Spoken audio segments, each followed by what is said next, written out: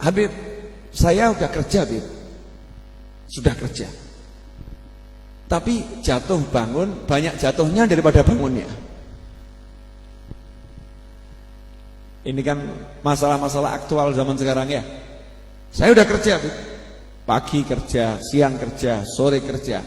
Sukses, Beb. Saya sempat punya uang 4M, Beb. Tapi hutang saya 5M. Oh, bagus, bagus ya. Saya sempat punya duit banyak, Beb. Tapi dalam hitungan hari hancur perusahaan saya.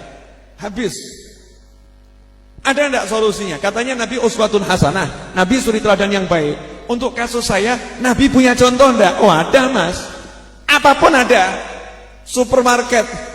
Kanjeng Nabi Muhammad ini supermarket yang paling lengkap. Jenengan punya masalah apapun, lihat Rasulullah, ada solusinya. Enak. Dan solusi Rasul enggak ruwet, enggak jelimet, enggak kakean teori. Anda harus perbaikin perusahaan Anda. Jadi karyawannya diganti saja. Kemudian mungkin letak pintunya salah.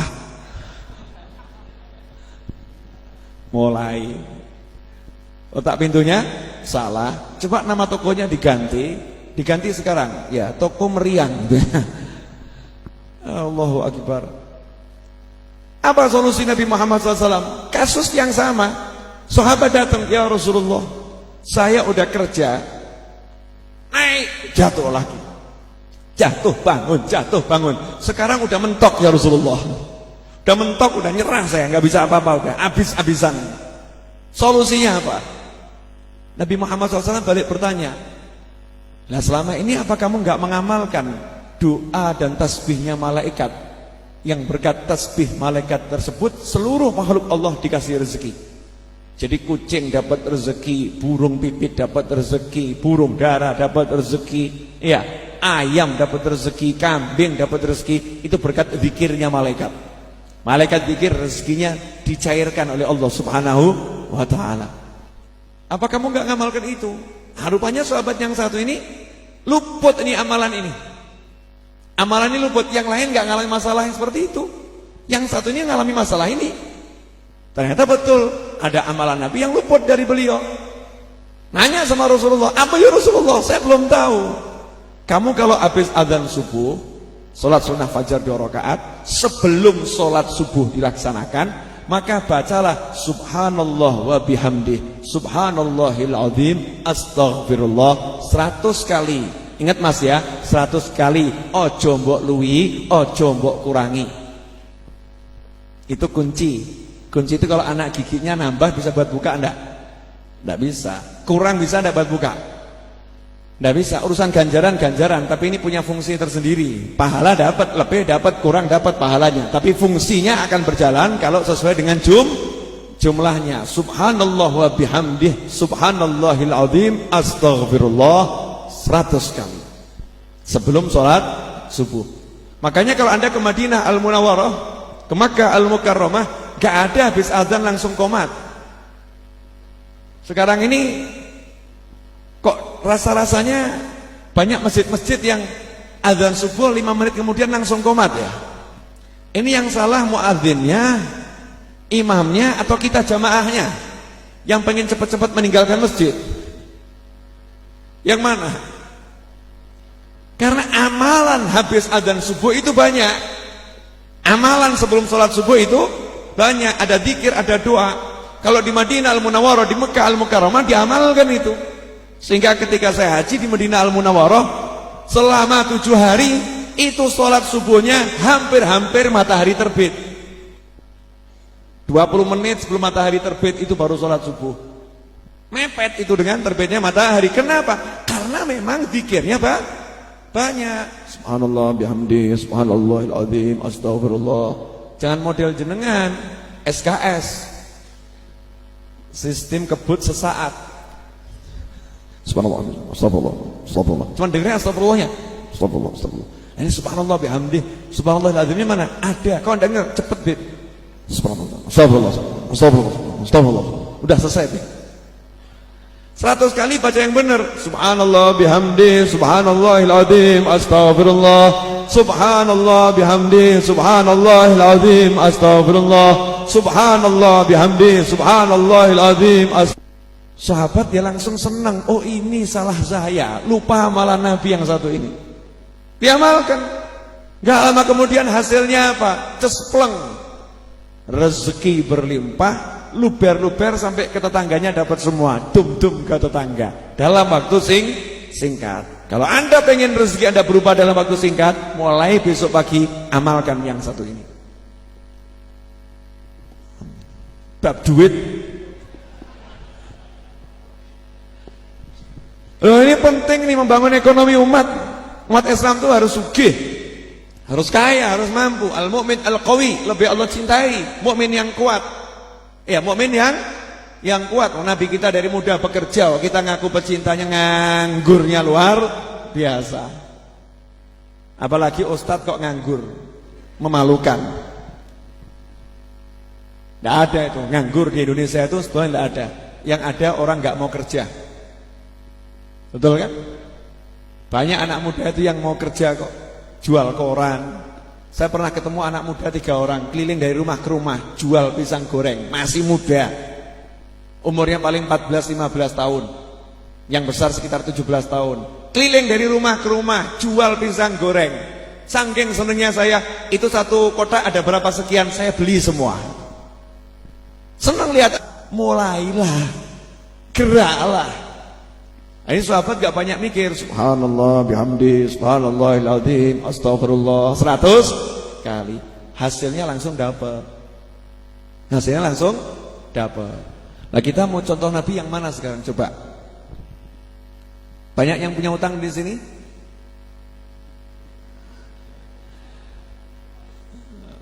Dia tidak usah ngomong, wajah-wajah berhutang ini tampak mirip saya gitu kan. Hutang ya hutang, niat dibayar, niat dibayar. Kemudian bagaimana? Ya jangan lupa kiatnya. Apa itu kiatnya? Jangan pernah tinggalkan doanya Nabi. Allahumma kfini bihalalika an haramika wa aghnini bifadlika amman siwa. Pendek loh. Nabi enggak ngajari doa yang panjang-panjang gaya mumet, enggak ada loh. Pendeknya luar biasa. Amalkan ini minimal habis sholat. Kalau bisa sebanyak mungkin. Nanti datang terus rezeki, bener datang, beres-beres. Ya bertahap. Kalau lanjut kaget kenjenengan. Kemudian di samping doa, kumpul sama orang soleh yang baik hati. Seorang sahabat lapor sama Nabi Muhammad SAW, ayahnya baik ini, almarhum ayahnya meninggal, utangnya banyak. Utangnya sekian ton kurma kepada orang-orang Yahudi dan lain sebagainya. Tiba waktu bayar, gak punya kurma sebanyak itu. Di kebunnya paling cuma kintalan, utangnya ton-tonan. Maka lapor pada Nabi Muhammad SAW, ya Rasulullah, ini gimana nih, utangnya saya banyak. Maka Rasul pun menyatakan, besok kalau penagih udah kumpul semua, jangan dibayar dulu, tunggu saya datang, nah nanti baru dibayar. Siap ya Rasulullah. Betul, disiapkan untuk kurma yang digunakan untuk bayar. Utangnya sekian ratus ton misalnya ya, punya kurma cuma sekian kintal. Cukup enggak buat bayar? Enggak cukup. Tapi sahabat enggak banyak mikir. Nabi bilang, "Ojo mbok bayar sik, entenono sak aku teko." Ya udah disiapkan semuanya, nunggu Nabi datang. Yang nagih sudah datang, bayar. Jangan khawatir, saya bayar hari ini. Ngantri dulu. Oh ya, silahkan sesuai urutan. Oh keren. Padahal duitnya mau sak kintal, utangnya tontonan. Pede punya Nabi, punya Rasul. Nabi Muhammad SAW datang gak bawa duit. Coba kalau jenengan, gimana itu? Kanjeng Nabi, betul arto mboten? Mboten, aduh. Kalau kita begitu, ya Rasulullah bawa duit enggak, aduh nih. Solusinya duit ya Rasulullah, ini butuh duit, bukan butuh doa. Saya butuh cash sekarang, bukan doa. Ini doa enggak kanggo ini. Para pengantri udah mengantri, penagih udah ngantri, doa enggak bisa menyelesaikan masalah. Itu jenengan. Itu Anda, itu kita ini. Beda dengan sahabat Nabi Muhammad SAW. Rasulullah datang, gak banyak komentar. Rasul nanya, mana kormanya? Ini ya Rasulullah. Apa yang dilakukan Nabi Muhammad SAW? Tawaf. Kormanya diputeri. Coba kalau jenengan lihat saya seperti itu, kira-kira bagaimana? Abi bekis orangnya tambahan duit, tak sawang tambah mumet aku. Diputeri, korbannya diputerin. Setelah itu apa? Rasul duduk di atas kormanya, duduk di atas korma, duduk. Sahabat ya imannya kuat. Kalau kita kan tambah apa meneh, aneh-aneh. Kalau kita ini bedanya hati kita dengan para sahabat. Maka di situ Rasulullah SAW bersabda, "Gini, sekarang silahkan ditakar, ditimbang." Kalau sekarang ditimbang, panggil namanya satu-satu, utangnya berapa, kamu bayar. Fulan 2 ton, siap.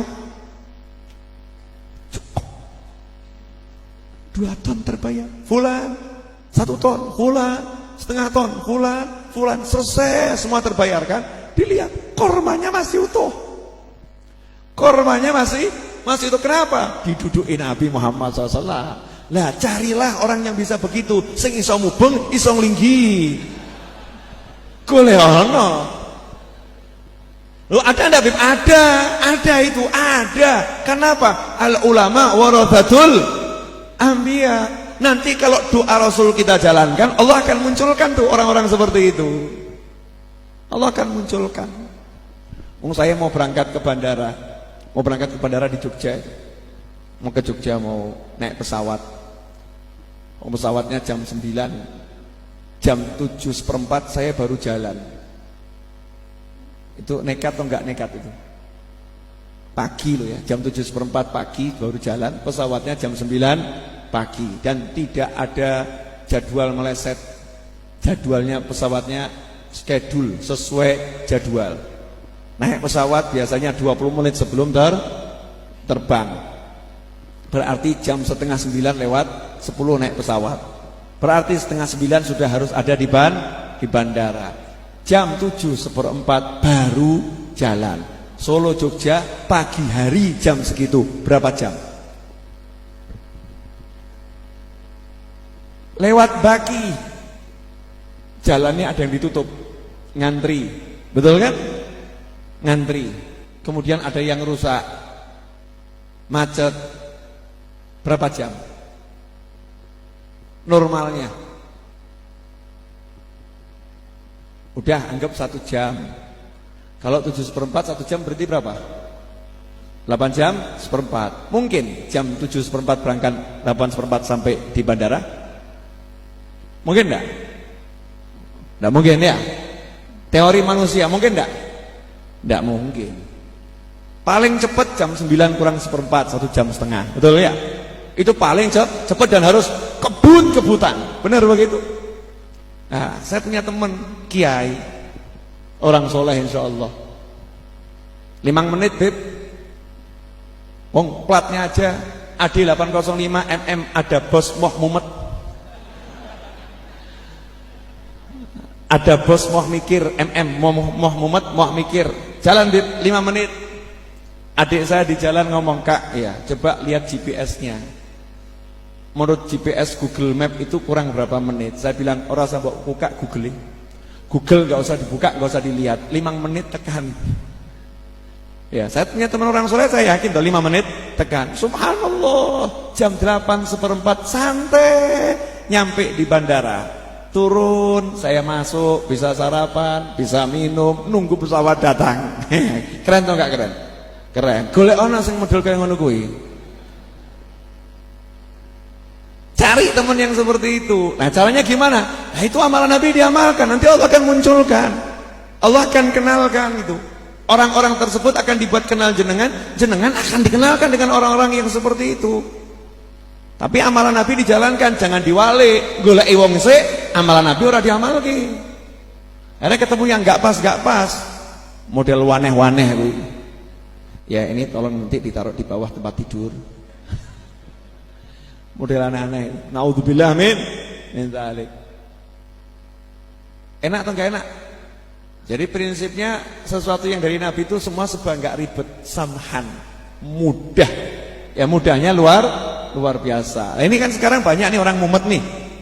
Betul. Banyak orang mumet. Makanya kembali saja meneladani Nabi Muhammad SAW. Mumetmu pasti hilang. Enak atau hidup? Kamu hidupnya seperti siapa? Saya tuh pengen hidup seperti orang-orang itu loh.